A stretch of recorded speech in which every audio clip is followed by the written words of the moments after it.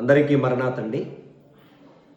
ఈరోజు శిలువధ్యాన ప్రార్థనలో యోహాను సువార్త 17వ అధ్యాయంలో వాక్య ధ్యానం చూసినట్లయితే యేసయ్య ప్రార్థన చేస్తారు. ఆ 17వ అధ్యాయం అంతా కూడా ఆ ప్రార్థనలో ఒక విలువైన మాట అంటారు ఆయన. ఏంటా మాట అంటే, తండ్రి, చేయుటకు నీవు నాకు ఇచ్చిన పనిని భూమి మీద సంపూర్ణంగా నెరవేర్చిన నామాన్ని మహిమపరిచాను అంటారు. అదే మాట సిలువలో 6వ మాటగా ప్రభు అంటారు, సమాప్తమైంది అంటారు.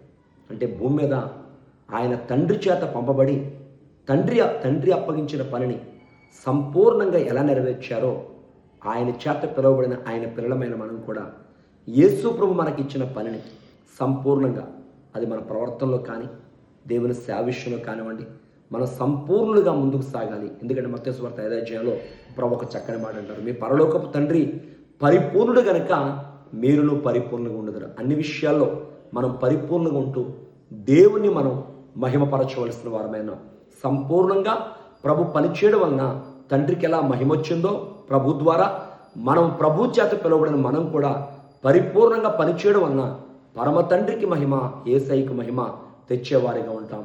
అలా మహిమపరిచే బిడ్డలుగా ఉండాలని దేవుడు మన యందు ఆశిస్తున్నాడు. దేవుడి ధన్యత మనకు అనుగ్రహించును గాక. ఆమేన్. మరణాత.